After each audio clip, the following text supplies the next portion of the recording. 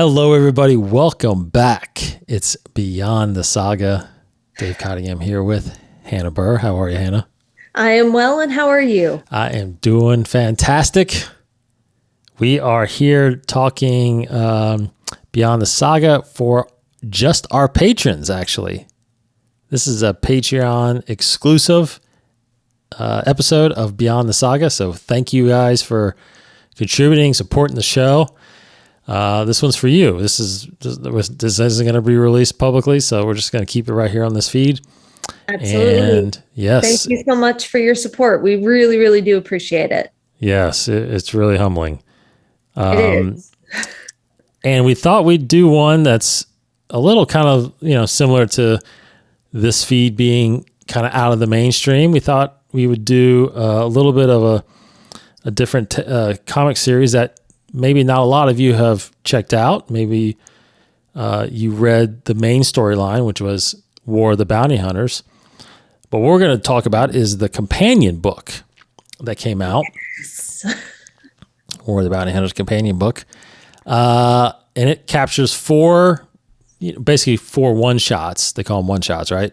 In the comic world. Basically side stories that somewhat tie into the main story, but you don't have to read this to know what's going on, in the main War of the Bounty Hunters now. So we did a War of the Bounty Hunters a little while ago. So we're going to talk about this. And I guess the four main storylines, they're centered around characters, right? Jabba the Hutt, Zuckuss and Forlom, Boushh. I think that's how you say it. Yeah, I think it's Boushh. And then IG-88. So, Hannah, overall impressions of these four storylines. What do you think about them? I think in general, it just gives us a better glimpse into the world of bounty hunting. Because I think in the Clone Wars and in the Skywalker saga, we have a very vague idea of what the bounty hunter world is like. Even in Book of Boba Fett, even in Mandalorian, we have a look into it. But I think these four stories, A, show how cutthroat that world is and how complicated that world is. And B, I wonder if it's worth arguing or having a debate over whether or not bounty hunters technically own the fate of the galaxy in their own hands, because they are constantly faced with these dilemmas of, I won't get into specifics because it's going to be spoilers, but there are times where they're like, is this really the right choice for us to make? This is kind of an assassin's job versus a bounty hunter's job. So I wonder if it's worth thinking, or rather rethinking, how much power bounty hunters truly did have in this galaxy. Yes. Interesting. What are your thoughts? Yeah, I think that's definitely true. There's so much. It truly is a massive galaxy. And there's so much going on. I think I've talked about this in other shows before, but we're just looking at or reading or watching a small part of characters and storylines that are going on. I mean, there's thousands of worlds out there, right? So, and it's amazing. Well, I guess it's not amazing that. It's not surprising in a way that crime syndicates and bounty hunting is a normal thing, right? I mean, because you can't possibly truly police and govern all of these worlds and you know what I mean? So there's definitely going to be an underworld aspect of it. But here's the thing is like, it's not necessarily, it's weird because it's not necessarily just all wars and murders, right? It's like it's crime. It's organized crime. I mean, there's a purpose to it, right? I mean, you do these things and you follow the lines of these crime bosses, and everything's good. Get out of line. I'm going to send a bounty hunter to kill you or capture you, right? I mean, it's like normal business. We've come to watch and learn and understand Star Wars. This is just the aspect of that galaxy, right? And as a person navigating it, you have to be aware of it. But what we're introduced to in these books is, like you said, just a deeper understanding, I think, of intentions, what everybody's going after, and what everybody lives for. I mean, all four of these storylines. I mean, even Jabba. I mean, Jabba had, Jabba's big thing with his was this debt, right? That this character that we get introduced to. I mean, he was all about what he was owed, and he only decided when it was truly fulfilled. And this character, and I'll just say it, we get introduced to this character, Diva Lompop. Who? Right? She's crazy. She's cool and crazy and very interesting. And one of those characters where I wish that more people knew about her, because hopefully she does start showing up in more stuff. But I didn't know about her until I read this. But I don't know. That's kind of where. What's that? I was about to say, I really hope she keeps showing up, because to keep this family friendly, she's a bad arse. She's yeah, she's amazing. Yeah, absolutely. And she's slowly, easily kind of, interwoven through these storylines, all four of these, even though they're separate one shots, they are somewhat tied together by her. And so I thought that was pretty neat, how that worked. But I don't know, they were good. Again, they were not necessarily, they didn't really add anything more to the War of the Bounty Hunter storyline, but they were cool to know about. And of course, these are characters, Zuckuss, Forlom, Boushh, IG-88, we all know from other materials, right? Those aren't new characters, but so it's interesting to get more of them and kind of understand more of their personalities and purposes and who they are, their relationships and stuff like that. So now, what was your favorite of these? Before I attack the favorite, I did want to go back to your comment about how this was very much like organized crime, and all these syndicates are organized crime, and how we're introduced to new syndicates and we're introduced to new factions. And I think you bring a valid point there in the fact of, the galaxy is the galaxy. There is so much to cover. I mean, even on Tatooine, we had, a guy lose his arm in a bar in the cantina, and everyone just was kind of like, okay. Exactly. Yeah. Heck, Greedo was killed, and everyone was like, okay. So I think you bringing up that is a very valid point, in that, especially in certain circles and in certain places, they did run the planets. And that's probably why the Jedi felt so strongly against them. But maybe also, and maybe this is a discussion point for another time, maybe that was just the Jedi being too high and mighty, thinking that they were the ones who needed to control the whole galaxy, or needed to be the rule. But anyway, favorite episode. Mine was the first with Zuckuss. The second. Sorry. Maybe. It might have been the first. You read the individual issues. Yeah, I read the individual issues, so they were probably out of order for me. But the first one I read. Okay.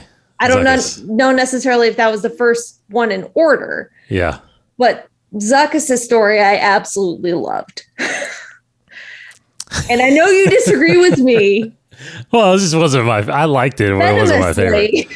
Yeah, it wasn't my favorite. Yeah. What was your favorite and why? I probably put Boushh at the top slimly over Jabba's. I like Jabba's a lot. But Boushh I liked a lot. Just because I don't know much about Boushh, and I don't know much about that species. I mean, I knew of the species, but I didn't know really. But, you know, the whole exile thing, I wasn't aware of. I don't know if that was a known thing. But then I was really more interested in, you know, who they were involved in, which was this Tag Corporation. And what they were doing as far as the galaxy goes and how they were perceived and all that stuff. And, you know, all those things. That part of it really kind of pulled me in. So, I could see where you would like the Zuckuss one. Why? Because I'm just like the sappy person who No. like the thing is, though, I understand Boushh, however you pronounce it. Because the only time we've ever seen a character like that is when Leia disguised herself as one in Return of the Jedi. So, well, that is Boushh. She is using Boush's costume in that. That I thought she was actually using his costume or their costume. I don't know if gender was identified. I can't remember, but their costume. But I agree with you. There is a huge tug of intrigue behind that. Want to learn more about their species, what they've been through, why. It seems like if you're one of their species, you're almost damned to be, or you're just going to end up being a bounty hunter because you have nothing else to do. You have nowhere else to go. You're automatically going to be a wanderer. Yeah. So I agree with you on that level. And also that's just all of a sudden at the end, it's like continue with Dr. Aphra. And it's like, what? There's a connection with Dr. Aphra? Okay. Right. What? Yes. But with Zuckuss, I think for me, what I really like is that with Zuckuss, we really see a lot of internal conflict when it comes to being a bounty hunter. Yes. And I won't give it away, but the final panel of that comic just kind of stabbed me in the heart. Yeah. With all the feels and emotions that come with it. I just really, really like Zuckuss's story, his conflict, and I can't really say more without giving it away. Yeah. But call me a sucker if you want, but I love his story. Yeah. Well, you know, that issue in particularly takes place right after the first issue of War of the Bounty Hunter. So there is kind of a setup for this story that somewhat unlike the other ones. The other ones are kind of just woven in a little bit, but I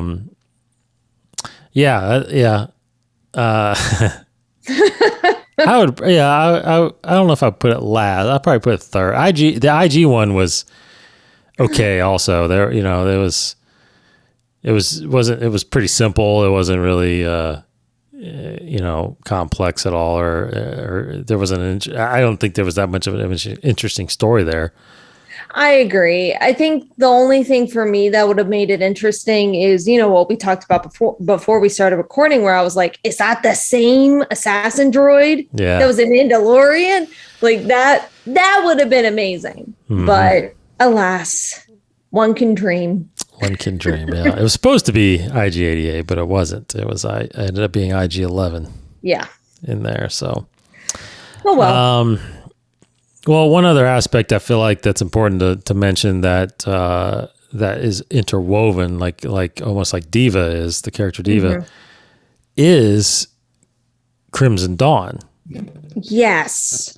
You know, ever since Solo came out, the movie, and introduced us to this new crime syndicate that apparently has been around. We just didn't know any stories about it until recently. You know, Crimson Dawn has been popping up a lot lately, it feels like. And, you know, there's a comic series out right now called Crimson Reign that's about to wrap up. We'll talk about that as well. But that's the second part of a 3-part trilogy that Charles Soule is writing.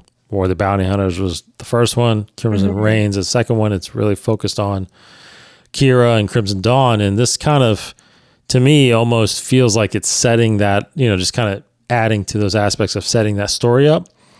But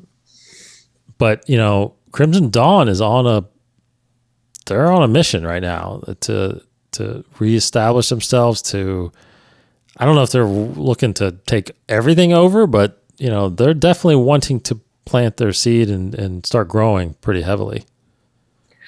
I have no idea what they have in store, what they have planned. It wouldn't surprise me if they wanted to be the primary syndicate out there. What syndicate wouldn't want that? Right. But I think we're just going to have to, unfortunately, at this point, just keep reading. And hopefully we'll get some answers in the not too distant future. That's right. Definitely right. It's a diplomatic answer, but yeah, it's the easy way. Taking the easy route. Yeah.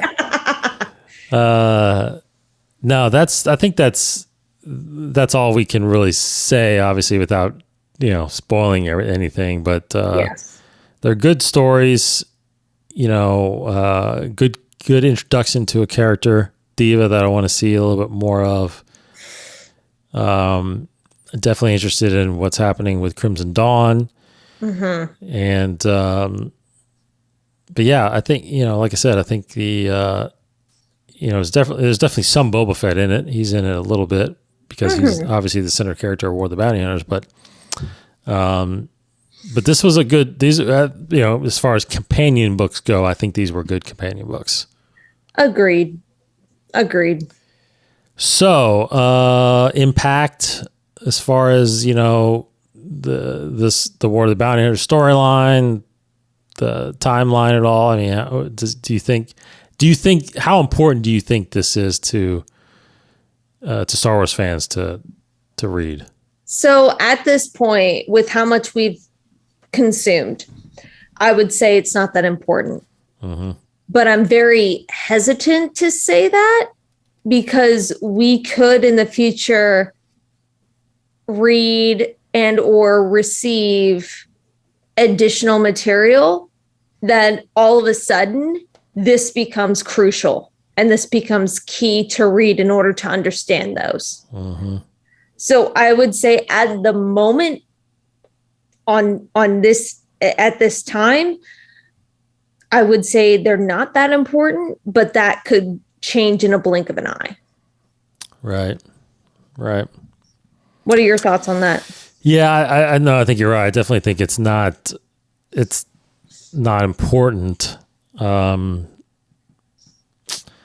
think it's interesting. It's almost like if you were researching like one of these characters, this is like some material you would maybe read up on just to get kind of a background maybe, or read about an experience. If you wanted to know more about IG-88, then this is something you would read, just kind of get a backstory of, but as far as like overall impact of anything else, I don't think it really does anything. To be honest, what I thought it would maybe do would somehow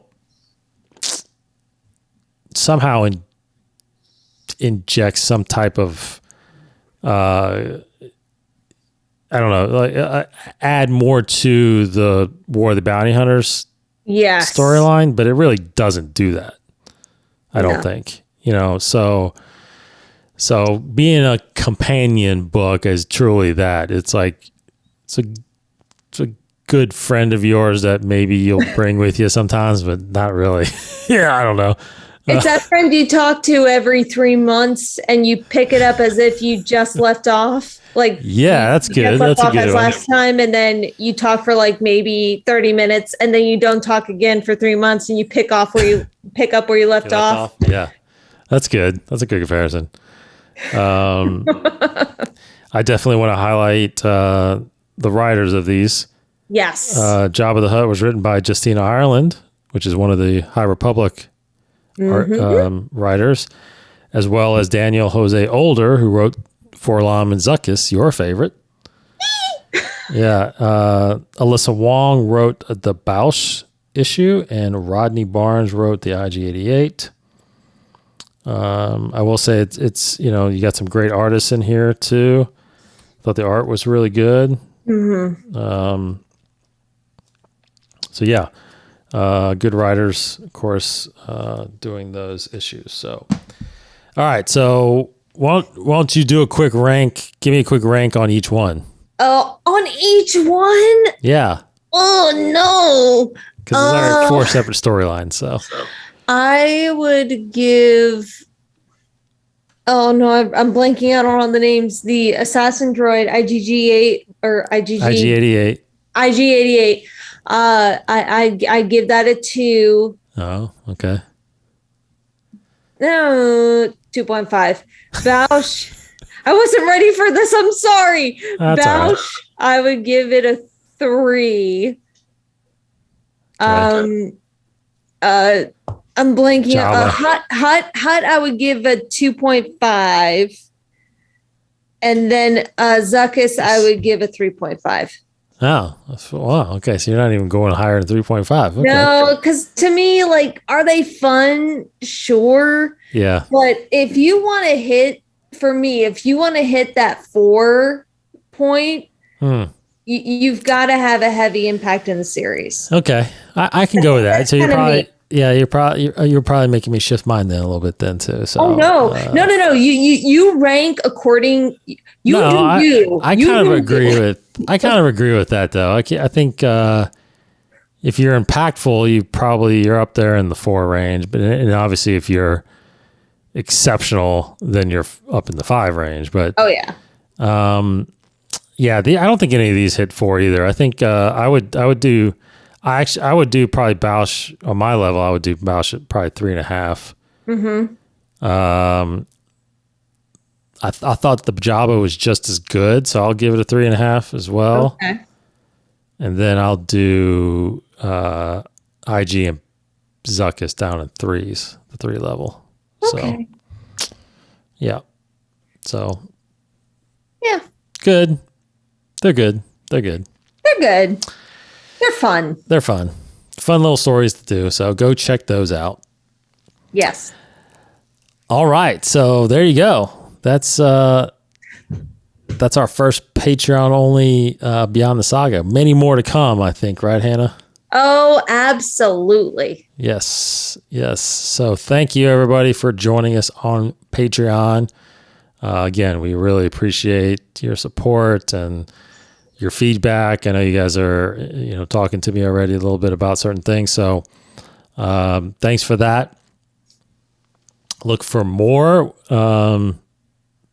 of these episodes, council sessions, dark knowledge, and of course, Masters of the Order. All these Inside of Force will be always public. But little side aspects of it will be Patreon only, I'm sure, that I'm going to get into. So, yeah, keep coming back here for exclusive content. And if you're at that highest level, you're getting some bonus merch and all that stuff too. So, yeah, some good stuff. Some good stuff.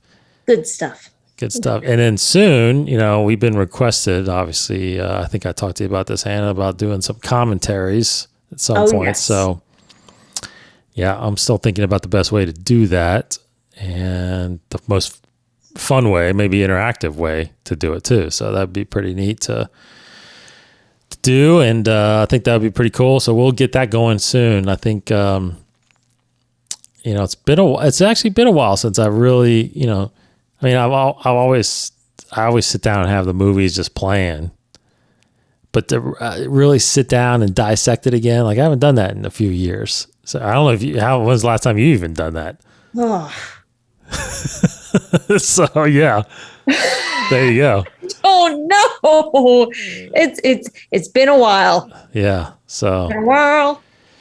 So we will start with we'll start timeline order and episode 1 at some point, and then move through that, which is going to be pretty timely, I think, because when we do these, Obi-Wan will probably be coming out or stuff like that. So it's going to be pretty cool.